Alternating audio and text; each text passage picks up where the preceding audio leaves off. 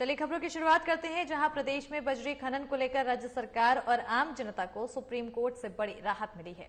Supreme court ने CEC committee की सिफारिशों को मानते हुए राज्य में लीगल माइनिंग अनुमति दे दी है, जिसके बाद अब राज्य सरकार प्रदेश में लीगल माइनिंग शुरू कर सकेगी। इससे सीधे तौर पर आम जनता को सस्ते दर पर बजरी मिल सकेगी। गौरतलब है कि राज्य में करीब 3 साल से सुप्रीम कोर्ट की रोक के बावजूद धड़ल्ले से अवैध खनन हो रहा था, जिसके बाद प्रदेश की 82 बड़ी बजरी लीज को फिर से शुरू किए जाने से जुड़ी एक याचिका पर सुप्रीम कोर्ट ये महत्वपूर्ण फैसला सुनाया है।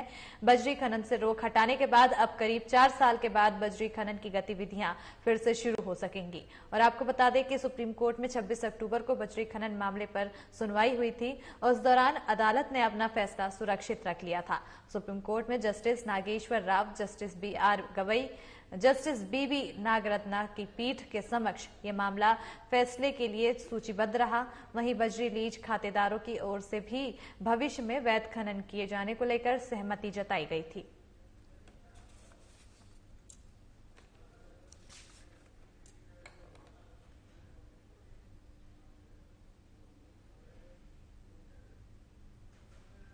लालसोट के लखनपुर गांव में प्रशासन गांव के संघ अभियान में उद्योग मंत्री परसादी लाल मीणा के निरीक्षण के दौरान एक पीड़ित परिवार अपनी समस्या को लेकर मंत्री के पास पहुंचा है और अपनी समस्याओं को मंत्री के सामने रखा।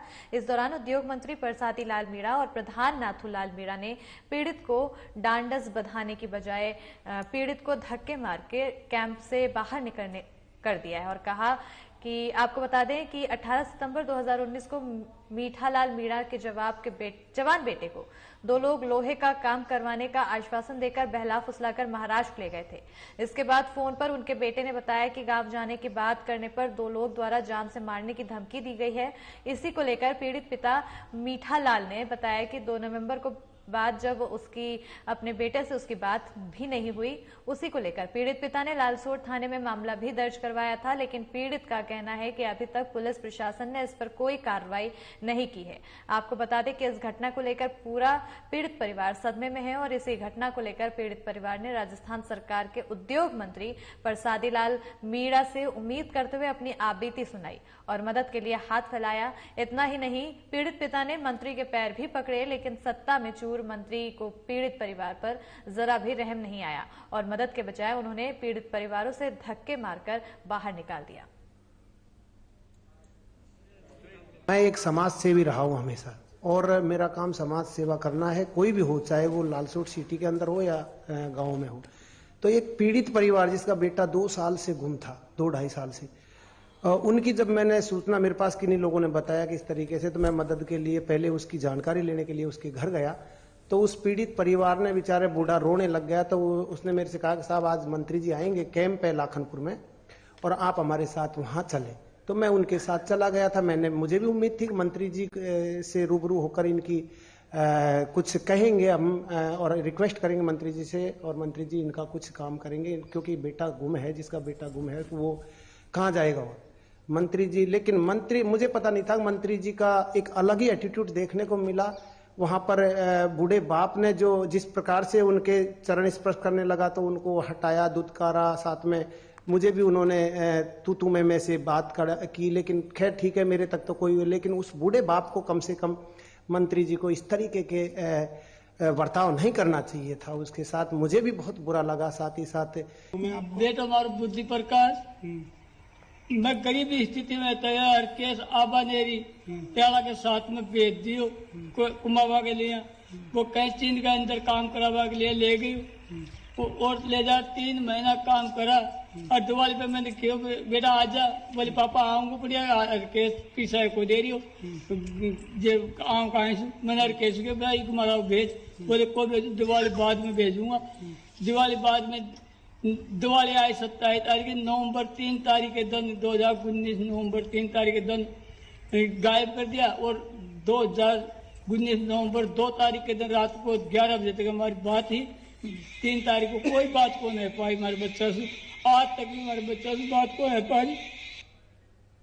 खबर हनुमानगढ़ से है, जहां गुरुवार को उगते सूर्य को अर्घ्य देने के साथ ही 4 दिवसीय छठ महोत्सव का आज समापन हुआ है।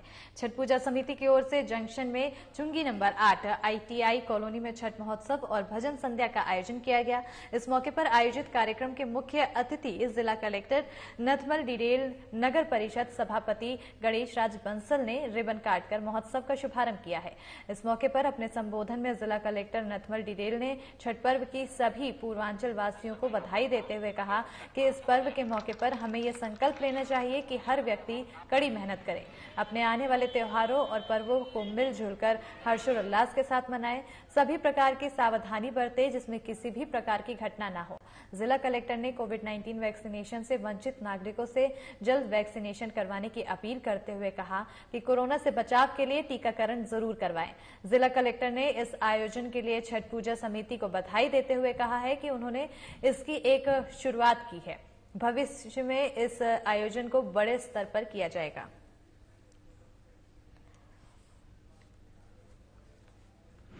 मैं आज छठ पर्व के शुभ अवसर पर पूर्वांचल के सभी निवासियों को, राजस्थान के निवासियों को बहुत बहुत बधाई देना चाहूँगा और आपसे अनुरोध करना चाहूँगा कि इस पर्व के अवसर पर हम ये संकल्प लें कि वर्तमान समय में भी हम लोग एक दूसरे का सहयोग करें, अपने आने वाले त्योहारों को, पर्व को बहुत ही हर्षोल्लास के साथ मनाएं, एक दूसरे का सहयोग करें और वो पूरी सावधानियां बरतें ताकि किसी भी प्रकार की कोई घटना नहीं हो। और जो चुनौतियां हैं हमारे समाज में, हमारे सामने, तो उसमें हम सब लोग मिलकर के उसकी लड़ाई लड़ें, अपने पर्यावरण का ध्यान रखें और एक दूसरे का सहयोग करें। वहीं बांदीकुई में मां की ममता को शर्मसार करने वाला मामला सामने आया है, जहां घनी आबादी के बीच स्थित गांधी पार्क में एक नवजात बच्चा लावारिस अवस्था में मिला है। सर्दी में ठिठुरता मिला, नवजात को अस्पताल में भर्ती कराया गया।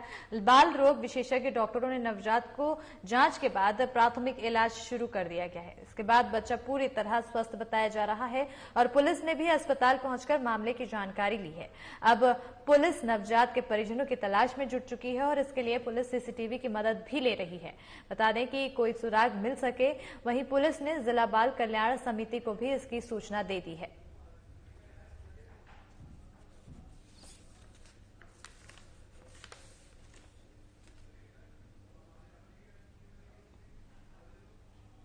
बांदीकुई में डेंगू और मलेरिया का प्रकोप लगातार बढ़ता जा रहा है, जहां बांदीकुई सामुदायिक अस्पताल की OPD में इन दिनों सर्दी, खांसी, जुकाम के साथ बुखार के मरीज सामने आ रहे हैं।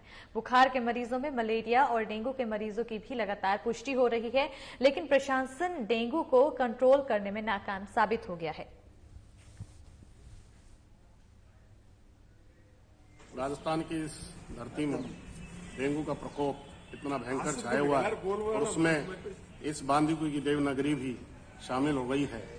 बांदीकुई के अंदर डेंगू इतना फैल रहा है कि बांदीकुई के हॉस्पिटलों में पैर रखने जगह नहीं है, बेड खाली नहीं है, एक एक बेड पे 2-2 पेशेंटों को लिटाया जा रहा है। उसके बावजूद भी ये प्रशासन सोया हुआ है।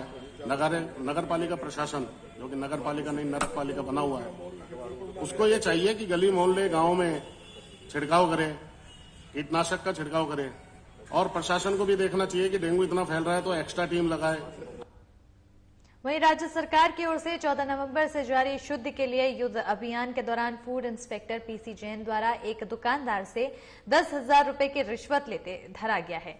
और आपको बता दें कि दुकानदार ने उसकी दुकान से सैंपल ना लेने और जांच नहीं करने के एवज में 20,000 की रिश्वत तय हुई थी, जिसके तहत दुकानदार इंस्पेक्टर के आवास गंगापुर सिटी स्थित सवाई माधोपुर मार्ग पर 10,000 रुपए की राशि लेकर पहुंचा। और इसी दौरान दौसा ACB टीम के DSP राजेश सिंह के नेतृत्व में ACB टीम ने रिश्वतखोर फूड इंस्पेक्टर को 10,000 की राशि के साथ दबोच लिया है। बता दें कि दुकानदार द्वारा बाकी के 10,000 मंगलवार शाम को दे दिए गए थे। और बता दें कि रिश्वतखोर फूड इंस्पेक्टर को लेकर ACB को कई दिनों से शिकायत मिल रही थी, जिसके आधार पर यह कार्रवाई की गई। वहीं मीडिया ने जब कुछ दिनों पहले फूड इंस्पेक्टर से कहा कि फूड इंस्पेक्टर ने जवाब देते हुए कहा कि सिस्टम है, इसको बदल नहीं सकते। मुख्यालय से हमें निर्देश प्राप्त हुए थे, जिसमें परिवादी वहाँ पेश हुआ था और उनके निर्देशानुसार ये कार्रवाई हुई, जिसमें उसकी एक दूध की डेयरी है गंगापुर सिटी में और उसका इन्होंने 10 अक्टूबर को सैंपल लिया था जी खाद्य सुरक्षा अधिकारी ने। और उसमें उसको ये कहा था कि इस सैंपल को हम पॉजिटिव रख देंगे और दूसरा आपका होली तक किसी भी प्रकार का हम सैंपल या चेकिंग नहीं करेंगे।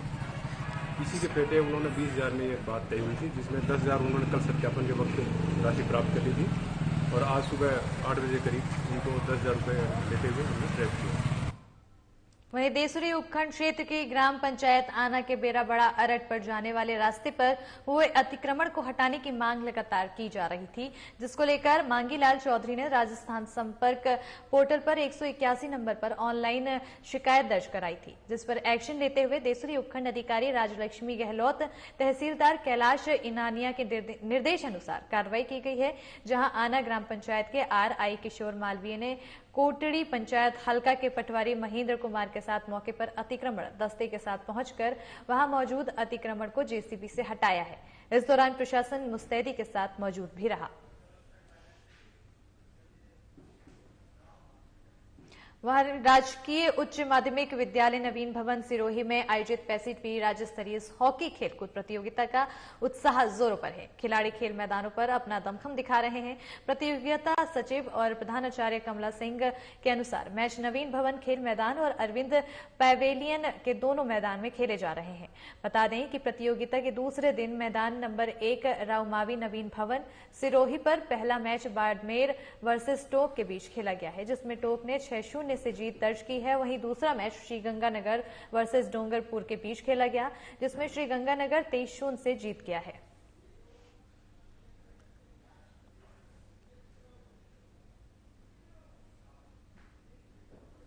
और इसी के साथ राजस्थान की खबरों में फिलहाल इतना ही। देखते रहिए साधना प्लस न्यूज। नमस्कार।